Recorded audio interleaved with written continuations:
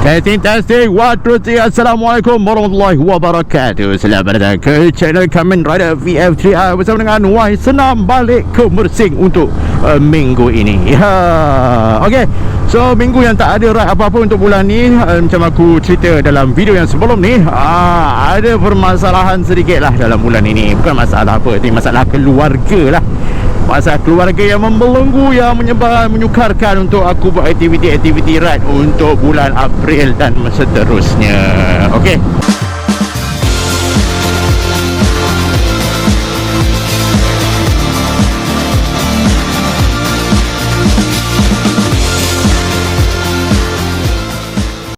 Macam biasalah, kalau kita lihat kepada beberapa orang kata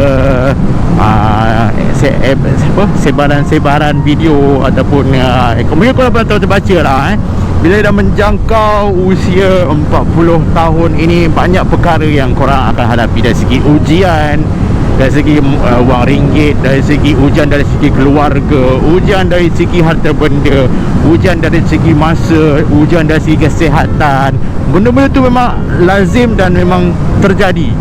Ia dah berlaku dekat aku sekarang ni, iaitu seumur dah 40-an ni. Ujian kesihatan datang, macam-macam penyakit yang datang kan. Macam-macam, kalau dulu tak pernah makan ubat, sekarang makan ubat. Kemudian ada juga ujian yang melibatkan keluarga, ya. Keluarga yang melibatkan keluarga kita atau keluarga mentua. Kita lihat mak kita umur dah mungkin, antara kita yang umur 40-an ni, mungkin mak dah umur 60-an, 70. Ada yang masih hidup lah. Kalau yang dah meninggal tu memang korang dah lama tak ada mak ayah. Bagi mereka yang umur 40-an ni, majoritinya masih ada mak ayah, at least mak atau ayah. Dan umur menjangkau mungkin dalam 60-an, 70-an. Kalau korang bertengok mak korang, mak mertua utamanya, mungkin dah mengalami kemerosotan kesihatan.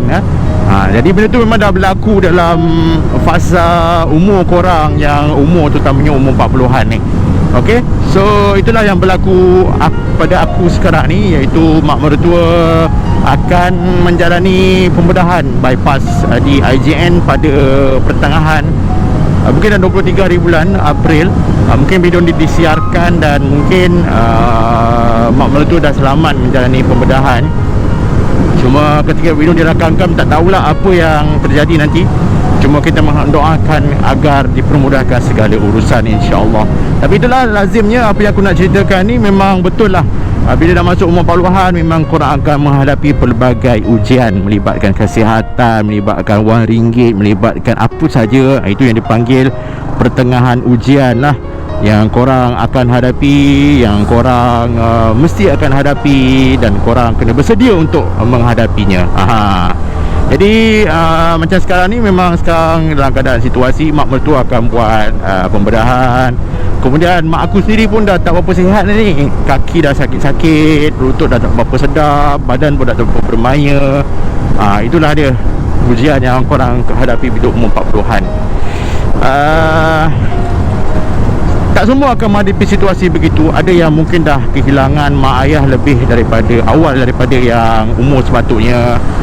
Mungkin dah umur 40-an, 30-an, korang dah tak ada mak ayah.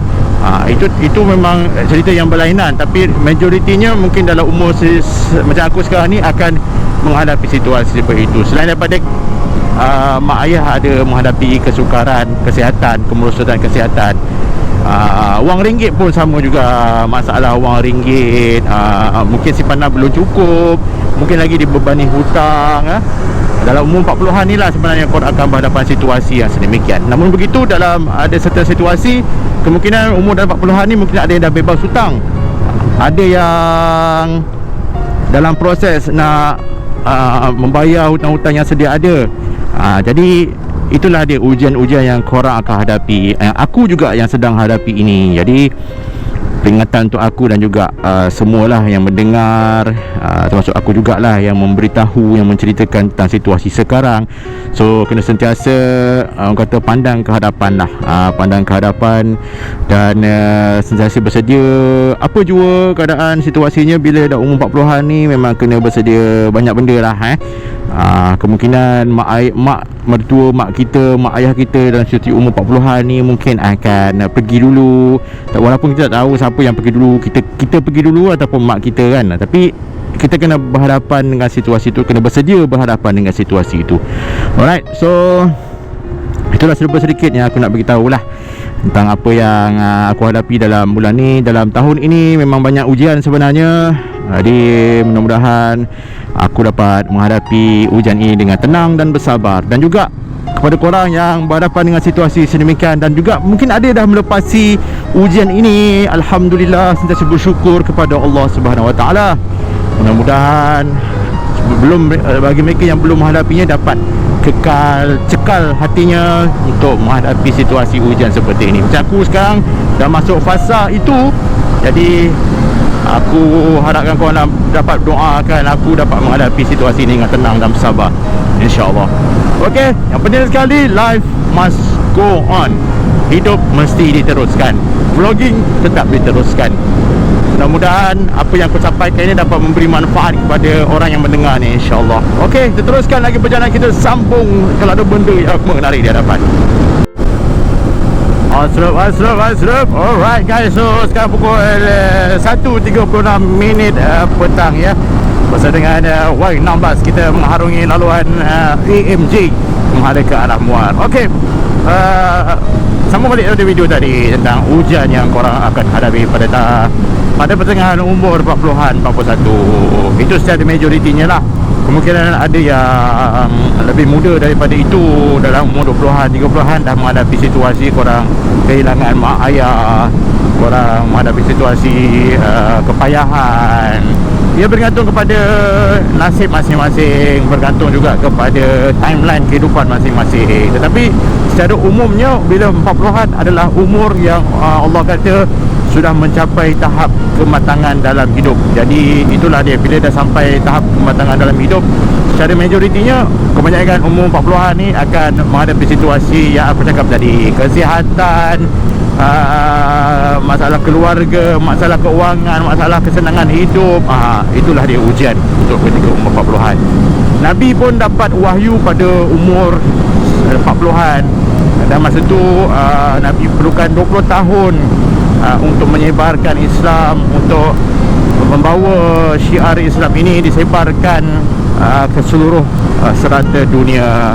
Sebelum baginda wafat pada umur 60, itulah ada tempoh 20-an ini yang tempoh kritikal yang korang kena hadapi sampai umur subsidi, yang korang kena betul-betul mematangkan pemikiran korang, mematangkan perlakuan, tingkah laku dan apa jua yang korang lakukan di dunia ini ya. Jadi mereka yang orang kata selalu tinggal solat pada umur 20-an, 30-an, jadi umur 40-an ni cubalah konsisten orang kata istiqomahkan solat, kena kekalkan istiqomah bersolat itu. Solatlah selagi mampu ya, solat itu wajib. Yalah, bukan nak tunggu umur 40-an baru nak jaga solat. Umur sebelum 40-an, 30-an, 20-an, umur belas-belasan tahun pun kena jaga solat sebenarnya. Tapi bila kita sejak umur 40-an ni, mereka yang buat segala kemaksiatan ni, tinggalkanlah kemaksiatan dan cuba untuk perbaiki diri, untuk menghadapi lagi beberapa tempoh subsidi umur yang kita tak tahu sampai bila, supaya kita dapat bersedia bila kita kembali kepada Tuhan nanti. Okey, so peringatan kepada aku jugalah. Aku bukanlah orang yang baik, aku bukan orang yang alim, tapi kita saling memperingati. Kita tak perlu tunggu untuk menjadi seorang alim ulama untuk menasihati orang lain. Kita perlu menjadi seorang yang matang berfikir, menasihati diri sendiri dan juga orang lain. Mudah-mudahan apa yang kita kongsikan ni dapat memberi manfaat kepada kawan-kawan kat luar sana. Okey, alright, so kita teruskan perjalanan kita menghadap ke Muar. Ini kita balik Muar sekejap macam biasa sebelum kita gerak ke Mersing. Minggu ni tak ada ride, minggu depan tak ada ride, bulan ni tak ada ride, senang cerita. Bulan depan belum tentu lagi sebab tengok pada condition mak mertua lah ini cuma nak ceritakan tentang apa yang aku hadapi dah sekarang ni. Mak mertua sakit, mak sendiri pun tak berapa sihat. Dalam situasi sekarang ni kita menjengah ke umur 40-an, ini dah cabaran dan dugaan yang kita akan hadapi. Betul lah, orang share benda-benda tu semua sebagai peringatan kepada kita. Mudah-mudahan kita ambil alert tentang semua benda ni. Okay, alright guys, so doakan semoga mak mertua aku sihat selalu insyaAllah. Dan aku juga doakan kepada korang yang ada keluarga lagi, ada mak ayah lagi, sentiasa sayangi mak korang. Tak kisahlah mak mertua ke mak sendiri ke, sayangilah mereka selagi nyawa di kandung badan. Alright, sambung kalau ada benda yang menarik di hadapan guys. Testing 1, 2, 3, 1, 2, 3. Okay, dah sampai dekat Parit Jawa sekarang ni. Sambungkan daripada video yang tadi. So kita orang kata setelah tadi peringatan yang aku, kereta ni apa benda, dia nak keluar. Damn. Alright, so kita teruskan lagi perjalanan kita sehingga dekat Parit Jawa sekejap. Kita beli ikan apa semua, untuk kita gerak balik ke Mersing lah, singgah dekat rumah makku, teruskan perjalanan kita ke Mersing. Okay, pukul apa sekarang ni? Pukul 2.12 minit petang. Bila kita gerak daripada Melaka pukul 1, kita akan sampai lebih kurang dalam pukul 2 suku lah dekat area Parit Jawa ni. Itu pun kalau straight je kan, dengan kelajuan 100, 110 ataupun kadang-kadang 80, 90, 100, kita boleh dapat sampai 2 suku lah. Tak pernah macam awal daripada tu, melainkan kalau kita balik 12.30, mungkin dalam 1.45, pukul 2 sampai sini. Dia macam tu lah, tambah tolak. Kadang-kadang kita dapat rasa kalau gerak daripada Muar ke Melaka lagi lambat daripada kita balik daripada Melaka ke Muar. Rasa macam sejam suku je. Kalau kita gerak daripada Muar ni rasa macam sejam setengah. Kenapa begitu? Mungkin laluan dia yang berbeza. Laluan dia agak panjang, aku ambil kot. Mungkin yang ni dekat sikit, mungkin lah. Aku pun tak pasti kenapa. Ok, so kita singgah di Parit Jawa. Aktiviti setiap hujung minggu kalau kita tak ada ride, kita akan balik lah ke Muar, ke Parit Jawa ni untuk beli barang-barang dapur. Sebab macam aku memang adik-adik tak balik lah, aku je lah yang balik, yang beli barang dapur, beli ikan kucing, ikan makan untuk mak aku. Jadi bila kesempatan inilah aku buat vlog sikit lah, berkongsian saja. Ramai yang tanya, oi balik beli ikan pun nak buat video. Tapi kau tak tahu konsep aku punya video ni adalah motor vlogging. Bila motor vlogging ni kita bercerita di atas motor lah, bercerita tentang situasi apa saja yang ada di depan mata kita di sepanjang perjalanan daripada satu titik ke titik yang lain. Okey, alhamdulillah dengan GoPro Hero 13 kita dapat audio suara yang kita nak. Alhamdulillah, moga dia berkekalan untuk tahun-tahun yang mendatang. Okey, so GoPro dah nak keluar, GoPro baru, GoPro Hero 14. Ini image footage dia. Mungkin video ni disiarkan pada ketika GoPro Hero 14 dah pun keluar. Hero 14 ni dia punya physical appearance dia berbeza daripada GoPro biasa sebab dia punya lens dia dah bapak besar, sama besar dengan skrin yang ada kat depan GoPro tu. Korang boleh tengok beza antara GoPro 14 dengan GoPro 10, 11, 12, 13. Aku ada GoPro 8, GoPro 10 dengan GoPro 9. Sorry, GoPro 8, 10, 13. Dua jenis GoPro yang terkemudian yang aku baru beli. Yang aku baru beli pula, yang aku dah lama beli. Yang aku baru beli GoPro 13. Kebetulan aku beli 13, tak lama lepas tu Hero 14 pula muncul. Okey, jadi tak apalah, at least kita dapat teknologi yang ada pada GoPro 13 ni. Sebab chip GoPro tu dia agak advance juga untuk Hero 13 ni. Ni salah satu daripada masalah. Okey,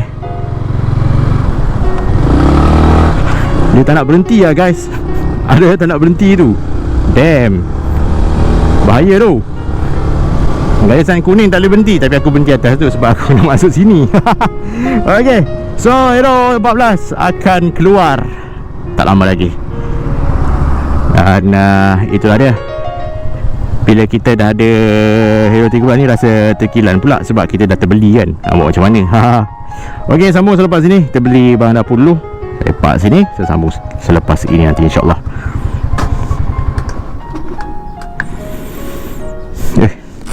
Oh, ni gelas baru lah daripada NJX. NJX ni apa, brand yang buat ni tau, apa nama, box untuk rider-rider. Kira macam brand masuk dalam sikit lah. Kesian nanti orang nak lalu, nak masuk. At least kita ada ruang lagi kat sini. Alright. Okay, NJX ni brand yang buat box. Jadi siapa yang tak dapat beli box, belilah glove ni. Buatan Malaysia guys. Okay, sambung selepas ni.